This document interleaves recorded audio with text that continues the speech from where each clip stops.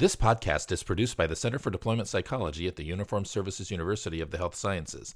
The views expressed are those of the speakers and do not necessarily reflect the opinions of the Uniformed Services University, the Department of Defense, or the U.S. government. In addition, references to any specific companies, products, processes, or services does not necessarily constitute or imply endorsement by the Uniformed Services University, the Department of Defense, or the U.S. government.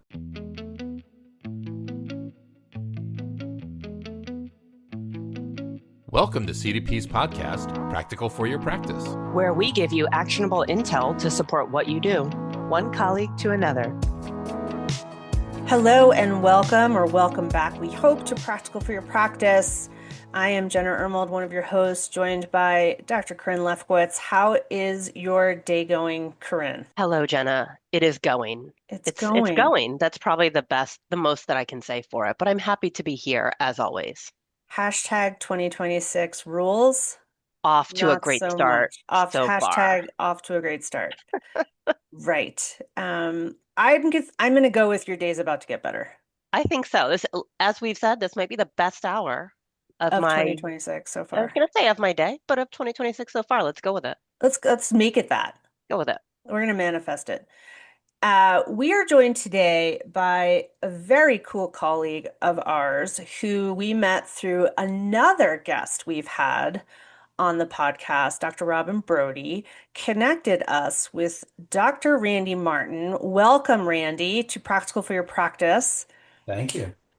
And we really are excited to sit down and talk to Randy today because he is in the EAP, the Employee Assistance Program or Professional universe. And it's a universe that a lot of behavioral health providers don't have a ton of information about, don't necessarily cross over with. And so we decided that it would be great to sit down and talk to Randy about what exactly is this EAP thing, if you will, the ABCs of EAPs, if you will. You like to see what I did there, Randy? I do. So before we say any more, can you tell us who you are, what you do, and you know, a little of that. So I'm a licensed psychologist, and I have been working in the EAP field for over 20 years. I worked in the field generally over 40 years. And to the point that you're making about EAPs being a little bit under the radar, for the first 18 years of working in the field where I worked for various clinics and corporations, I worked for places that had EAPs, and I had never heard of an EAP before. I didn't even know what an EAP was, even though I was working for organizations that offered EAP. So, and that's a normal experience for many people. In any event, I am the clinical director of the Employee Assistance Program that serves the New York Presbyterian Hospital System. I work for Weill Cornell Medicine, which is basically a sister organization to New York Presbyterian Hospital System in New York City. We have about 44,000 employees and household members that we provide EAP services to. Thank you for that introduction and for starting off that discussion. I concur that prior to chatting with you, Randy, honestly, in previous conversations, I can't say I knew or even still know very well what EAPs are. In my mind, it was always, oh, those are the people you go to if you're stressed at work, and you talk to them for a couple of sessions and you get back on track, and then that's it. EAP has served its purpose. But I know now that it's so much more than that. For our listeners who perhaps are in the same boat as I was, could you tell us a little bit more about what EAP actually is, what you do, and I guess by extension, what you don't do, if that exists? Sure, absolutely. So employee assistance programs are a benefit paid for by the organization that provide the core of EAP is free short-term counseling to employees and typically also to their household members or their family, immediate family. So the short-term counseling models vary across many different EAPs. Some are 2 sessions, 3 sessions, 5 sessions, 8 sessions, some a little bit more. The modal number is 3. But ours, for example, is offering 8 sessions. So it's short-term counseling. And then if the person needs longer term care or a referral for medication evaluation or referral to a specialized program like an eating disorder program or misuse program or things like that, then we would refer them to an appropriate longer term or higher level of care referral, hopefully within their insurance benefit whenever possible. So that's kind of the really central core of what EAP is, but EAP is more than that in that we also offer organizational services. Hmm. So we offer critical incident response, Mhm. which are often take the form of critical incident debriefings after um, an incident that is upsetting to the employees. And that is often the death of a coworker, but it can also be the death of a customer or a patient. It can also be a workplace violence incident in their midst. And and also other things like weather events that disrupt people's lives and cause people to need to stay in temporary shelters and things like that. Anything that is disruptive in the workplace, we'll offer a support group and one-on-one counseling and things like that to the work group that was impacted. So that's an important piece of the organizational services. And the other piece is basically psychoeducational. We offer webinars and seminars on various wellness and psychological topics to give people information about various, mental health issues or couples issues or family issues, workplace stress, all kinds of all manner of topic there. And then some EAPs also offer additional benefits, sometimes done by like a sub vendor, including like financial education and literacy Mm. support and work life support, which is typically the term work life usually means finding caregiving supports for you around helping your mom if she broke her leg and now she needs an assisted nursing facility or a home health aide or helping your find a summer camp for your kid, things like that. They're all sort of time consuming things that employees must do that the EAP can help you Hmm. do research on those things and not spend as much time during your workday, which is when typically those places are open to answer questions, and so that you can focus on your work. So EAPs have like a little C client and a big C client. The little C client are the individual clients who come to us for counseling, and the big C client is the organization. Because there's really like a win-win situation with EAPs. The corporation gets out of this that they provide their employees with a benefit that helps them feel psychologically healthy, psychological safety, and try to catch mental health problems early on before they, Yeah. become more of a burden. And then with a mentally healthy and a physically healthy workforce that the EEP can support, you get a workforce that shows higher productivity, lower absenteeism, and lower presenteeism, which is a term that not a lot of people are familiar with. Mhm. Presenteeism is when you come to work and you're not all there because you're preoccupied with your problems that are distracting you. And, we've all had those days, right? Hmm. So, with it's really a win-win because it's free counseling for the employees and get them started on their mental health journey, and it's also good for the productivity of the workforce.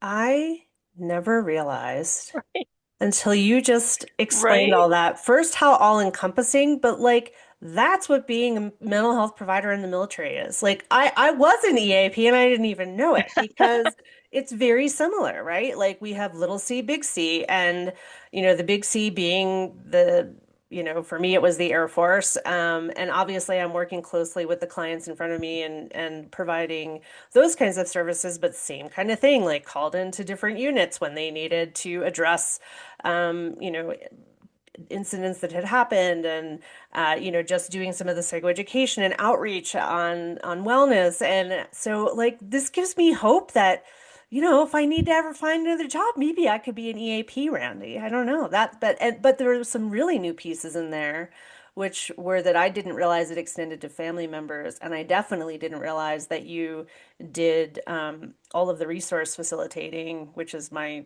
way of summarizing that last part you talked about, Mhm. to increase presenteeism. Did I get that right? Mhm. To decrease presenteeism. 'Cause- Decrease that, right. yeah, You because take care of that presenteeism is so a they bad can be thing. more present. That's what I Yeah. meant. I was Yes, yes. increasing, yes. Um, but so I like that idea of absenteeism and presenteeism too. That's a really helpful way to think about it. So Corinne, in you were summary, you there. do a little bit more than just my boss is annoying me, help me. In Yeah. summary, Not Randy specifically, no, but other you know, EAPs. other Yeah, right, providers. right. Yeah. Yes. And also EAPs are sometimes viewed as the principal's office. I'm in trouble Yes. for, harassing or bullying my coworkers or things like that. And now I'm being sent to the EAP for remediation, which does happen also, but that's only a small piece of what EAP does. The vast majority of people who come to EAPs are self-referred, not referred by their boss or HR, and they're usually not even about workplace problems. They're just about home problems, family problems. If I can Absolutely. make another connection that is a little bit more of a stretch and maybe not as relevant as how this fits in with the military, but Randy, as you were talking about it, I was thinking about my time in college counseling and working in a college counseling center, and there's a bit of a similarity there. Now, we didn't, when I worked in college counseling, we don't necessarily serve family members or help with financial issues, but there's very much a parallel there as well about doing outreach, doing psycho ed, recognizing that a healthy student actually um, Right. uh, benefits the entire college or university community. So while the EAP model may have felt really foreign a few minutes ago, I actually think there's probably a lot of overlap with what listeners do. They just didn't realize it. It's Oh yeah, there's a lot of parallels with the college counseling world. Hmm. so first take home is it's not as foreign as we thought. It's not so different after all. So, and And by the I don't way, know. can I just interrupt and say that Yeah. most large employers, almost every employer with over 500 employees has an EAP. So you'd be surprised at how many people have access to this free counseling. And I think a lot of times we forget about that. We're referring the husband of one of our clients, uh, needs help. Does he work in an organization that has an EAP? He can get started that way. And we Mm, always forget about that, and right. we shouldn't. Well, and I think that's especially important in these times of scarcity, if you will, in terms of behavioral health access and care and getting connected with a provider, that this may be a really valuable thing. Um, Can I say something about the scarcity? yes, I think it's Randy, really you don't have important. to ask permission. You just jump in You there. You are just the say it. guest. We're We've never here to known you to listen be to hesitant you. before. Do you? Yeah, Well, get this, in there. I work in a hospital system, and there are huge numbers of employees, a proportion of employees that are sort of like in the lower wage, lower socioeconomic status, working class folks trying to make ends meet. And if they called their health insurance company and said, "Can you send me a list or show me how to get a list of providers who are in network with my insurance?" They'll get a list of 20 or 40 or 100 providers, and they'll start calling down that list. And 80 to 90% of the providers will not respond to their message. And, 5 or 10% might respond and say, "Yeah, I have no availability," leaving a very low percentage of people who actually will take their case and work with them. Yeah. So it's very, very frustrating for the average person to find a therapist. So one of the most valuable things that EAPs do is, like, we have a big database of people who are in network with various insurances in our company, and most EAPs have this too. And we have sort of our favorites and our go-tos, and we know who's better than others and that kind of thing. And so we will help you find someone within your insurance network, because almost no one, who calls the EAP has the financial resources to just say, "I'll just pay out of pocket and I'll get reimbursed by my insurance later," in that out-of-network model. Even though there's a vast number of therapists only are Right. out of network and will only take cash and give you a super bill and ask you to submit it to insurance for a paltry reimbursement. Most people really want and need to be in network, and that's Yes. very hard to do. Yes. Absolutely.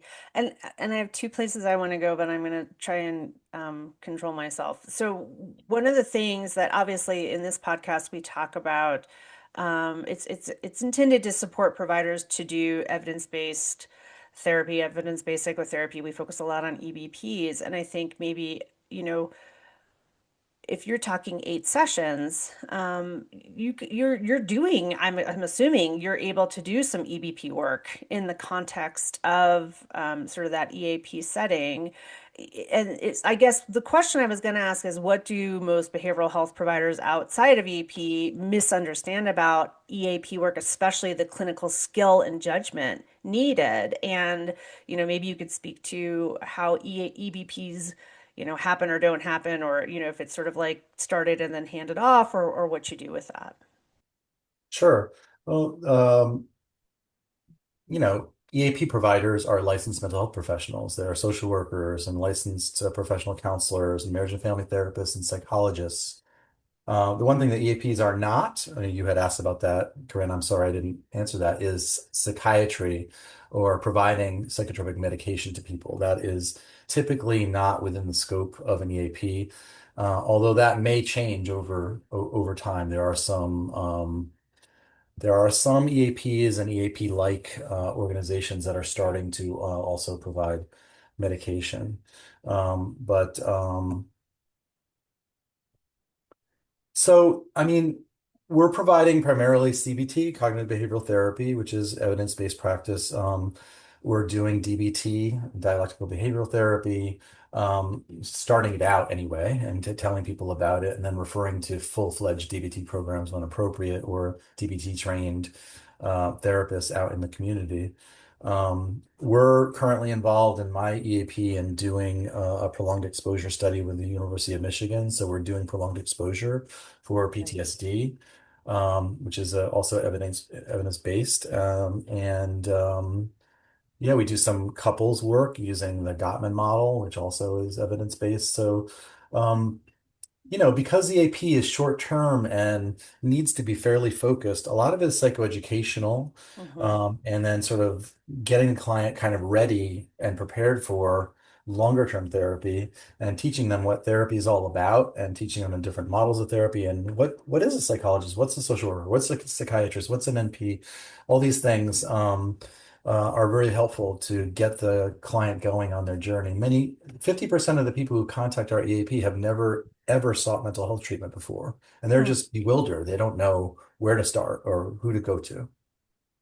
I I've got kind of wow, what a breadth of knowledge and expertise EAP providers have to have. Like when you first started talking, I was thinking, oh, you really have to be a good generalist. You have to be able to very quickly identify what might be going on, et cetera. But then, especially if people choose or providers choose to get more specialized training, then you're doing full EBPs or at least starting a full EBP protocol. So that takes a whole other level of knowledge.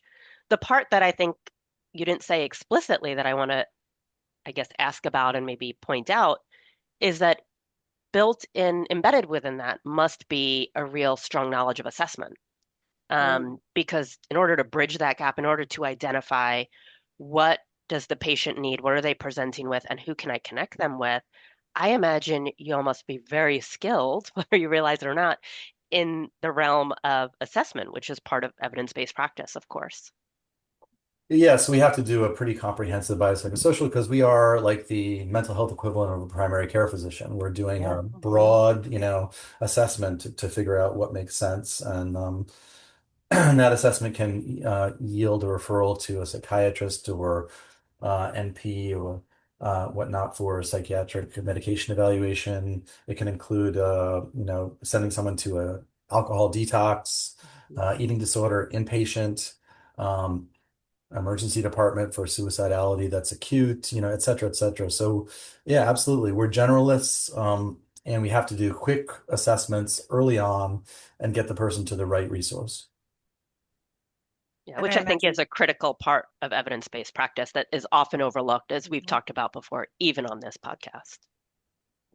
yeah, 100%. And it was making me think too how, um, you know, that quick rapport building as well. So, similar to sort of that embedded primary care model, which I did a lot of. Like we had much shorter sessions, we didn't see them long, so you had to kind of build that rapport pretty quickly and get that traction going. I am curious, I imagine, Randy, that one of the things you probably have to dispel frequently is, are you going to tell my employer everything I'm telling you? And I think that's another thing that obviously resonates with my experience in the military, right? That's the biggest fear. Like, what are you going to tell my command? What are you going to, and maybe you could speak to that and clear that up for providers, because I think it'd be helpful for us to be able to educate folks on this being a good option for them potentially. But I don't know what I would say about that. Yeah, it's a good point. So EAPs generally have fairly low utilization amongst a population, probably primarily because of fears of confidentiality. I'm going to call my workplace and talk about my intimate personal problems or my substance abuse or whatever. I'm Yeah. very nervous about doing that because what if they find out and I get fired or whatever.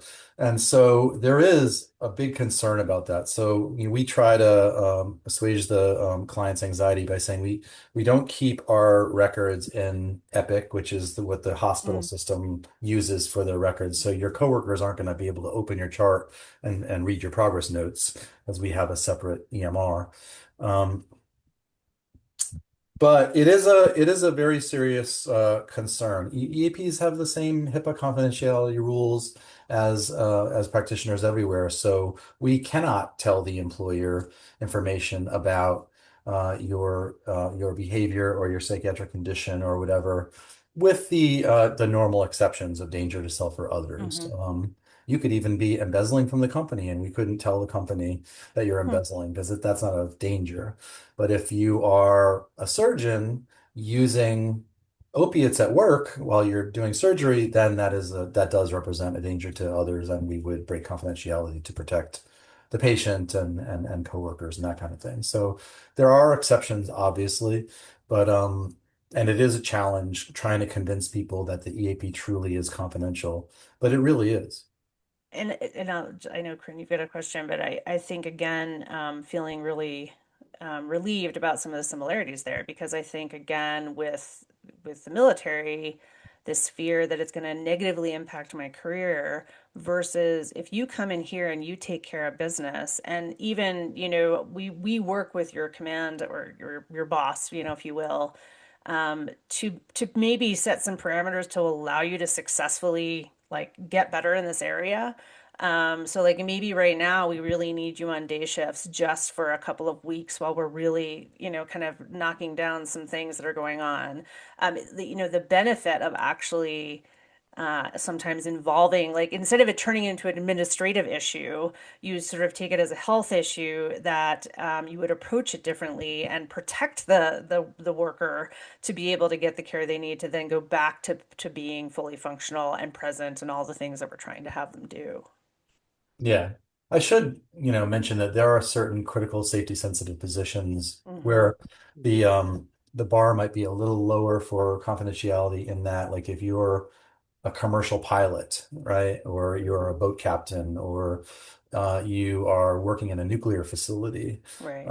There are certain safety sensitive jobs that, if you were, for example, on a psychotropic medication that was sedating, and your Right. doctor was sanctioning that because they're trying to help you get less depressed, but you operate machinery that could what I'm saying. Yes, 100%. Yeah. So.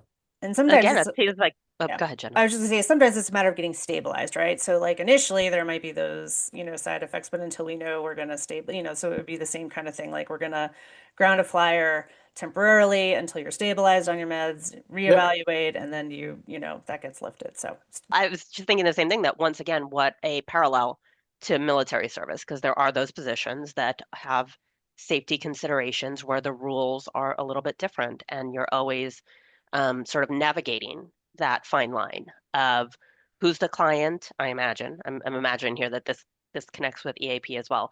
Who's the client right now? Who am I responsible for? And how do I toe that line to be able to get help for the little C client in front of me, while also meeting the needs of the big C client whom I work for. Yep. With that in mind, it makes me wonder on a more personal note, if you wouldn't mind sharing, what do you, Randy, not on behalf of all EAP providers everywhere, but what do you, Randy, find most challenging?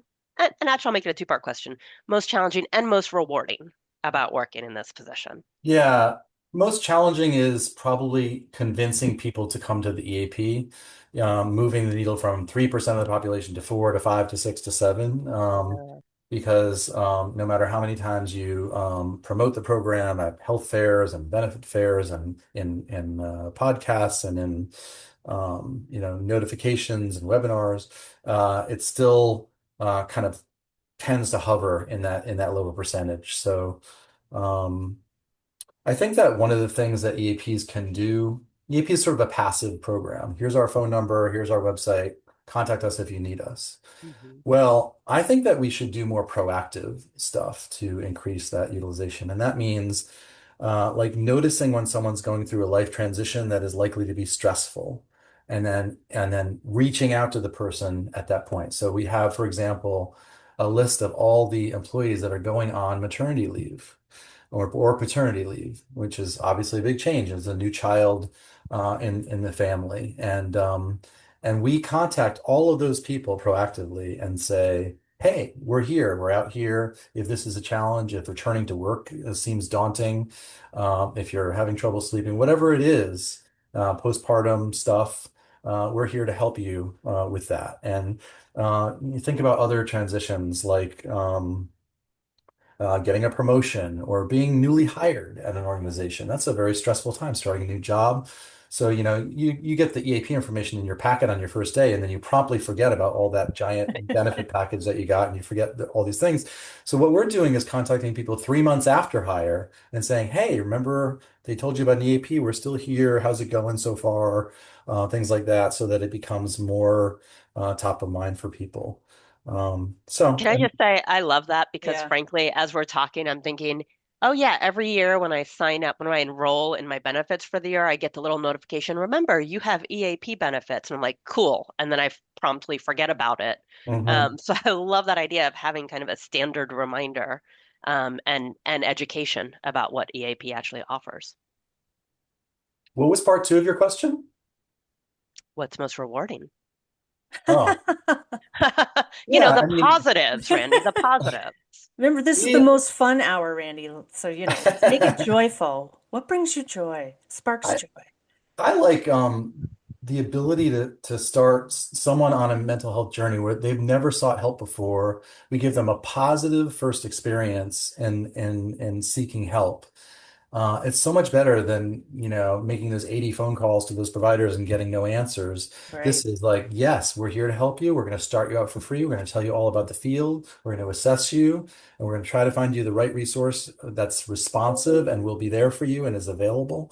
And if we can start someone off on a positive note in their mental health journey, I think that makes so much of a difference, and can change the way people view therapy. And we also tell people, like, if the therapist we refer you to is not a good fit, that doesn't mean all therapy, oh, therapy doesn't work for me. I Right. didn't, we can help you find a different therapist, like it has to be a good fit. And it's a little bit of a trial and error process until you find someone who you really click with and feel comfortable with. Absolutely. I feel like we've dipped our toe in this water, but let's just come out and state it because, as you may know, I think I've mentioned previously, every season recently we've had a theme, and the theme for season 7 are the 7 sins of evidence-based practice.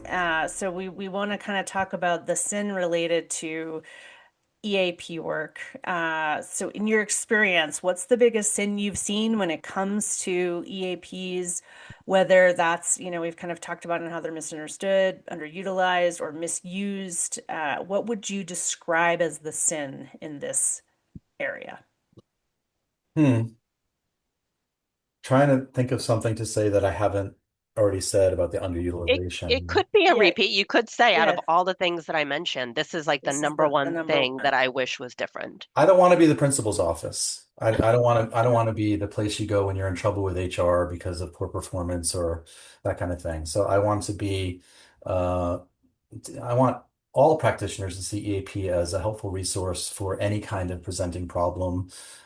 Certain problems obviously are too acute or too chronic for an appropriate EAP referral, and we might refer them, right away to a higher level of care. But the vast majority of people can come in the door and can experience something great. And I think that um, practitioners, mental health practitioners, and medical practitioners and referents don't think of EAP as something that is as broad as it is. I would like it to be perceived as um, remediative, but also preventative. Like Mm. let's catch people early on. So, I mean, one thing is that people come in the door too late. They say that about couples therapy, right? And you come in couples therapy, you're coming in after 4 years of, ongoing conflict. You should have come in 6 months into the conflict.